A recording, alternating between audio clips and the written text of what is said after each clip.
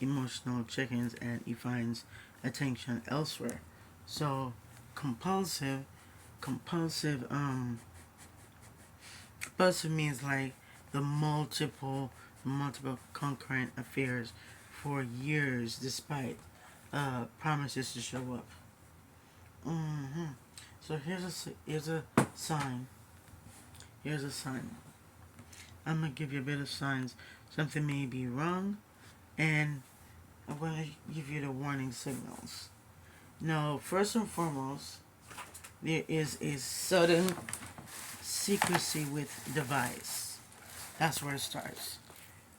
The secrecy between devices, social media, or schedule, and you have this next sign. And these are warning signals for people who wants to know about this. You know what I mean? That's the first sign. The second sign is emotional withdrawal or increased defensiveness. And the third sign is less sexual slash romantic interest. And yeah, less romantic interest in primary partner. And you have sudden change in grooming in yeah. Mm-hmm. What is this? Wow. It's beauty. And the next sign is this next sign we gotta be looking for is sudden change in grooming, purchases, or new habits unexplained. And you have the guilt driven behaviors like the overly romantic gestures after secrecy or sudden anger like um IR reality. You know what I mean? And you have inconsistent steps that late nights or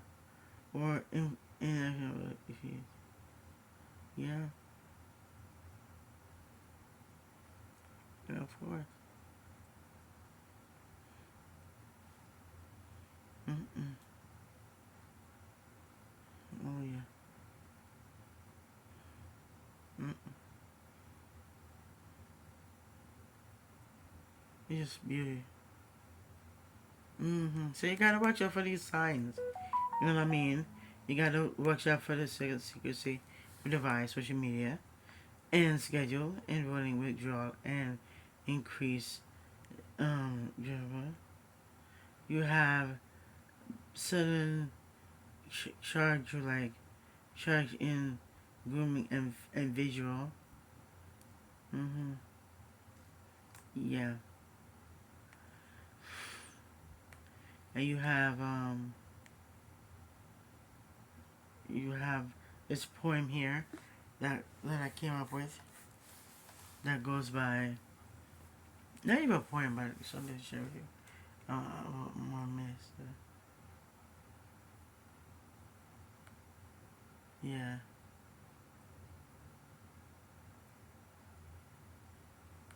Mm-hmm. Yeah.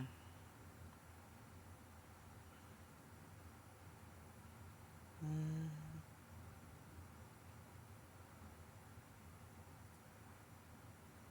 yeah.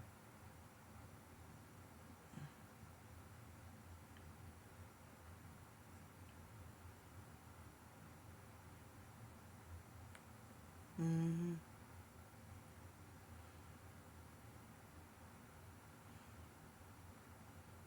That's true. Mm-hmm.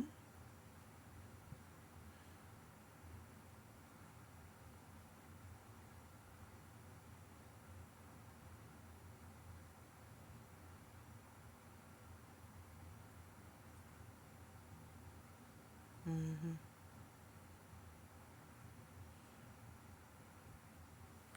Yeah. I'm gonna be honest. And I would say the next sign we need to look for is this.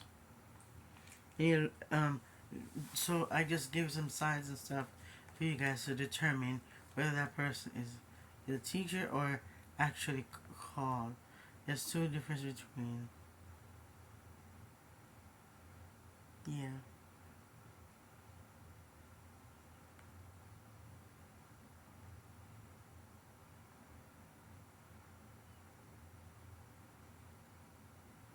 Mhm.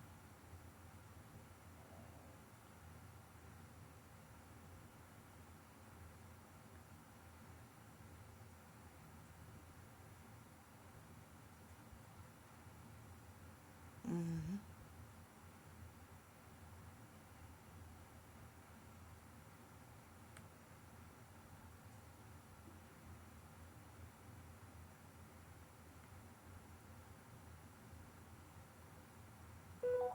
Yeah.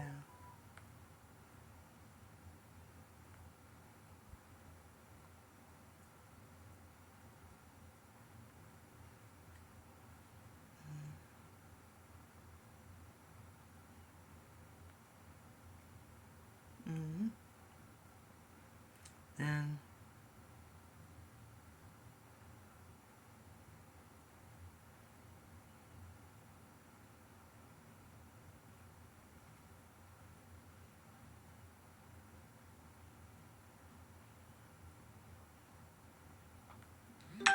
yeah, that's true. You have um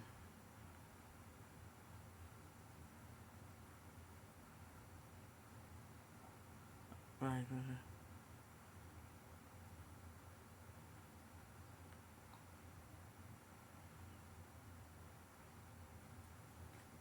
Mhm. That's true. Mhm.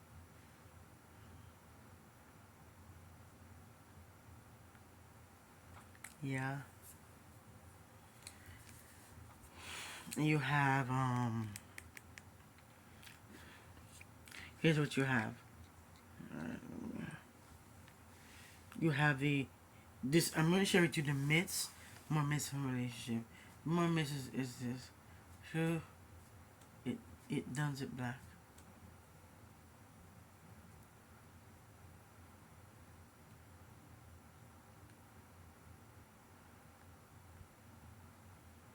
Mhm.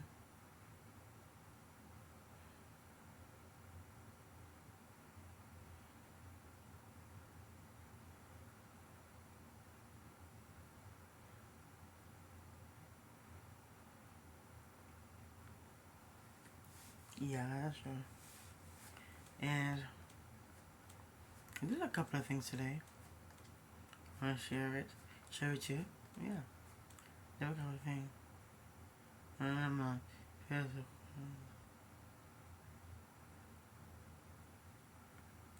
Yeah.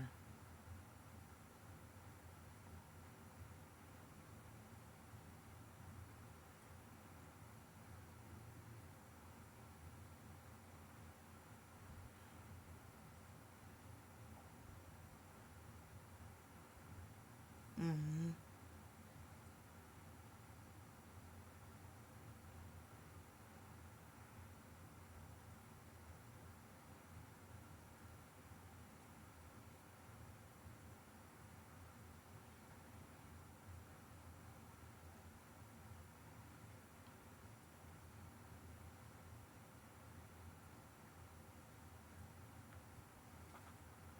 Mhm.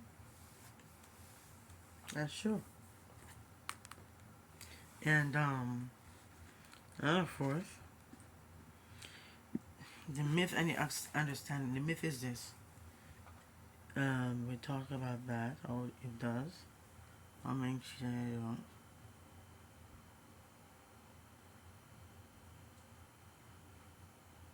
Yeah.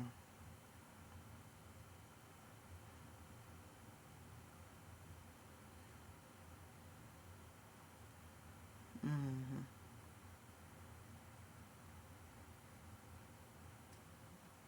Mhm.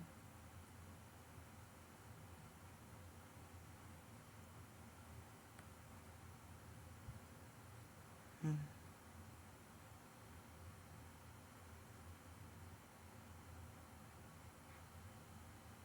Yeah.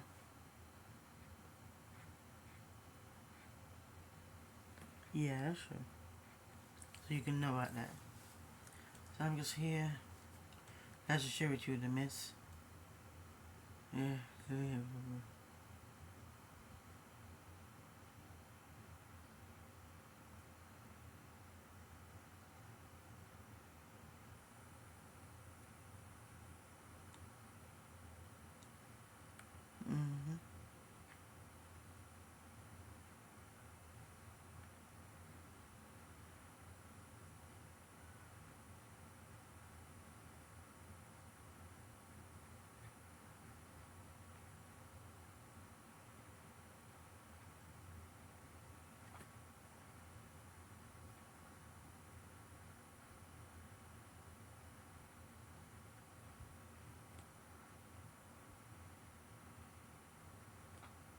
Mm-hmm.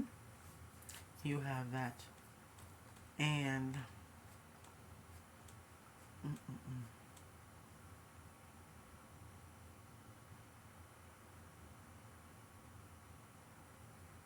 Yeah.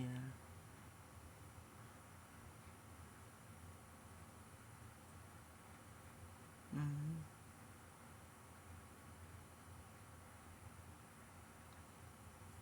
That's true. So I'm gonna say this. All right. I'm gonna say this for a minute. So we talk about the myth. We talk about the myth how men cheat on for sex, which we talk about that. We talk about the reality, and we're gonna share about how to prevent infidelity. And the only thing to prevent infidelity is one, self-awareness. Self-awareness, and to know your triggers like alcohol, loneliness, or work trips. And the second thing is you got to set firm boundaries in order to prevent infidelity. You got to set firm boundaries. You got to limit private contact with tempting people, and don't message people you know will lead to temptation. Don't do it. If you don't message people, gonna leave you there. And the third thing to prevent infidelity, find healthier validation sources like hobbies. Find a hobby, or do friends, family, therapy. And the fourth thing on how to prevent infidelity is to actually address impulsive earlier. You gotta address the impulse earlier. So if you notice attraction, be transparent with your partner. You gotta be transparent with your partner, or step back immediately. You gotta step back immediately.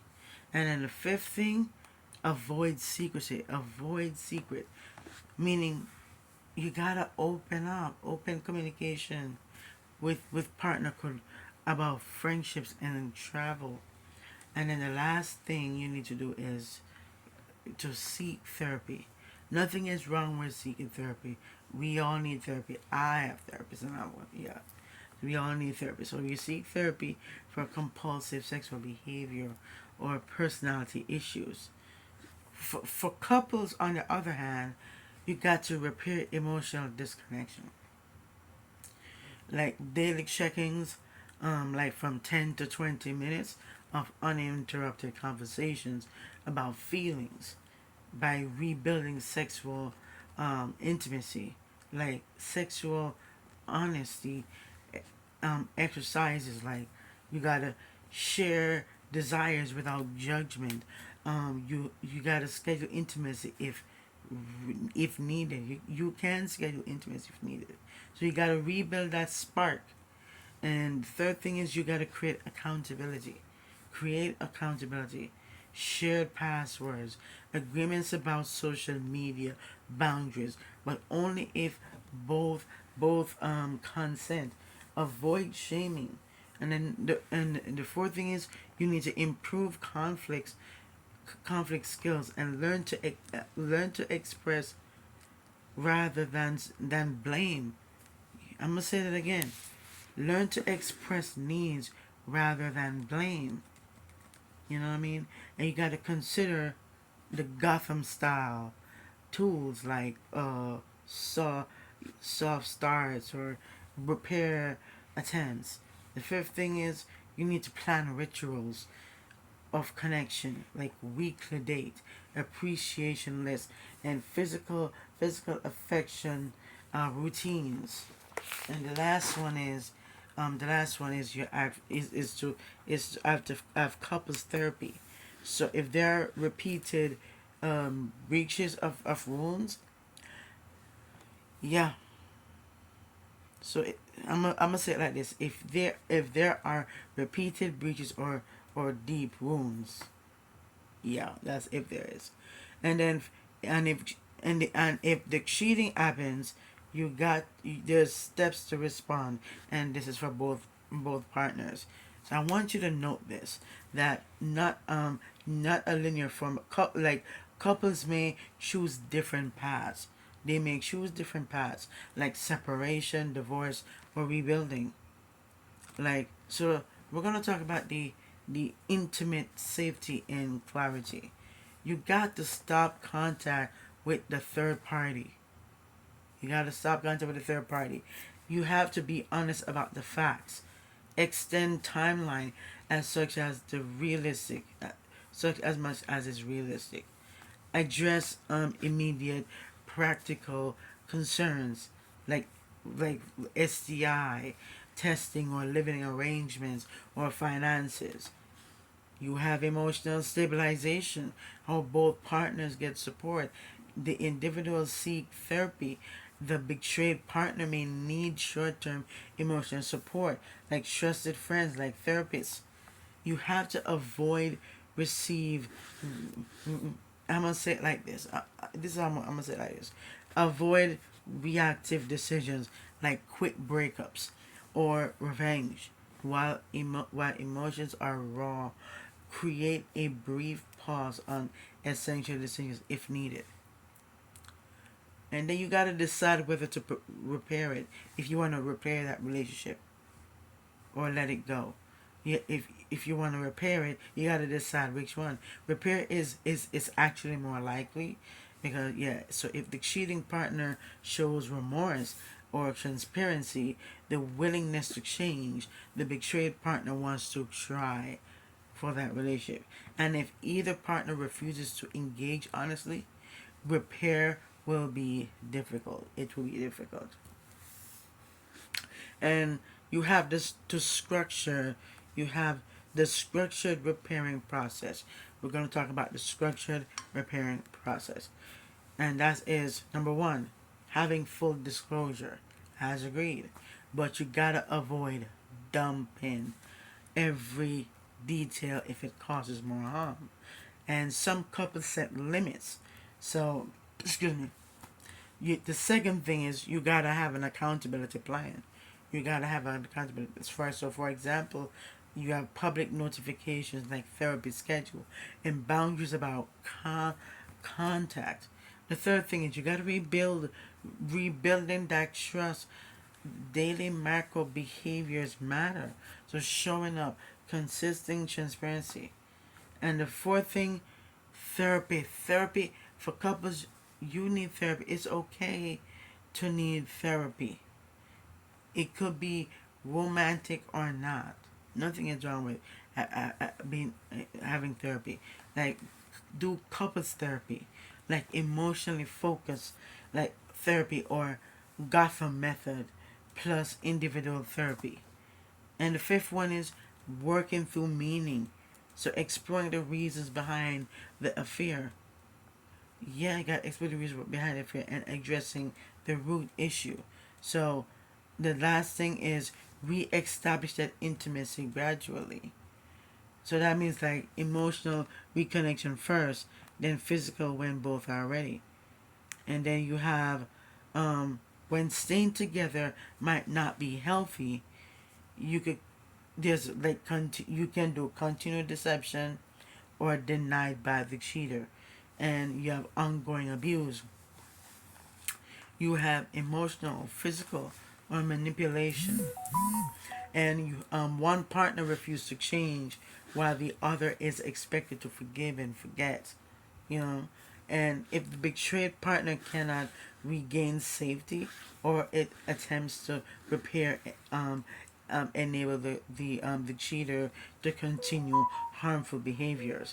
And then you have if you suspect, I'm gonna say this, we're gonna for the you have conversation starters and sample scripts. So if you suspect something, I've been feeling distant from you lately, and I'd like to talk about what's going on, something like that along those lines.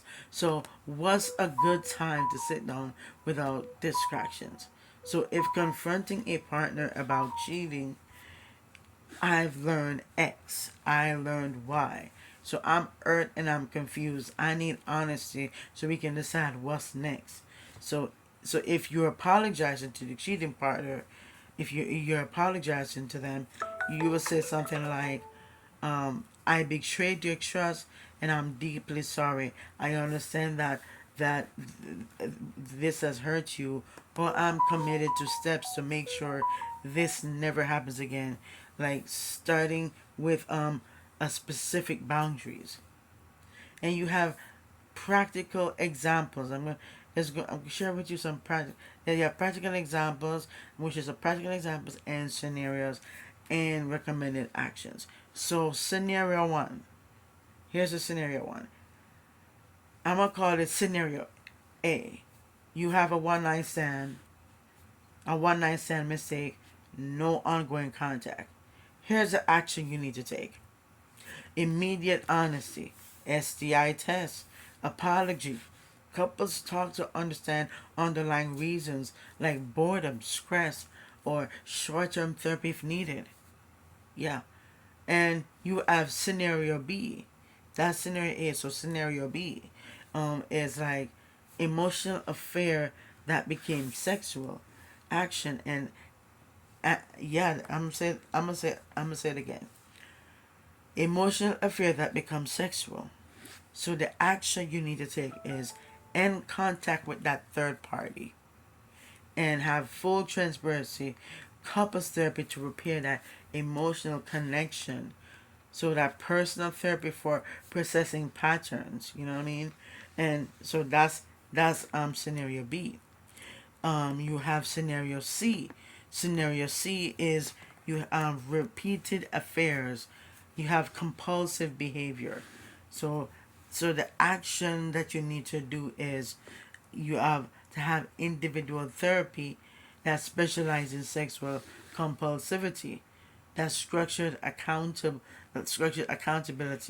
like therapists, the sponsor, you know what I mean, like possible separation, but until consistent change is demonstrated. So couples therapy if both commit, and you can have frequently asked questions, and you just gotta be brief. You just gotta be brief. Like, do most men who cheat love their partners? But sometimes I'm gonna say this. I'm gonna say this. Sometimes, sometimes, yeah, we're gonna do some frequent ask. So if you have any questions you wanna ask, drop it in the comment section below. I'll answer your comments. So a comment that people are probably asking is, do most men who cheat love their partners? Yeah, and I'm gonna say this. To be honest, sometimes they do. But cheating doesn't always mean the primary relationship has no love. You know what I mean? People can love a partner and still make choices that betray them. So, yeah, that's what it is. So the next question that people are probably asking is infidelity always a deal breaker? No. Many couples, they can rebuild and become stronger than they were before. And then others separate. But it also depends, though. It depends on the people. It really depends on the people, I'm going to be honest. I'm going to say it again. It depends on the people, the context, and the willingness to change. So that's what it is. The next question that people are probably asking is, can men change? Absolutely yes. You're just the right one, yes. They can change if they're willing to change. Yes, so with a sincerity, accountability. Yeah, with a sincere accountability. You just got to keep that in mind. This is accountability, like therapy or repeated behavior change. But change requires real motivation and work. So the next question that I know a lot of people guys are asking is, are men biologically wired to cheat? Because I know some of y'all women want to know. I'm gonna say this: biology, like testosterone, the mating strategies may influence tendencies, right? So, but culture, personal values, and relationship dynamics strongly shape behavior. So biology isn't destiny. So I'm going to recommend some help and resources, and I'm going to give you some recommended help and resource and where you need to turn. So first thing, you gotta have couples therapy. Look for therapists that is trained in emotionally focused therapy. That's called EFT, or the Gotham method. And if you, I can tell you what the Gotham method is. It's very simple, but if you want to know what the Gotham method is, I'm gonna tell you what the Gotham method is in a minute. So give me a second. The next step is individual therapy. Individual therapy. This is for like attachment wounds. Yeah, attachment wounds, trauma, and compulsive sexual behavior. You know, that's that.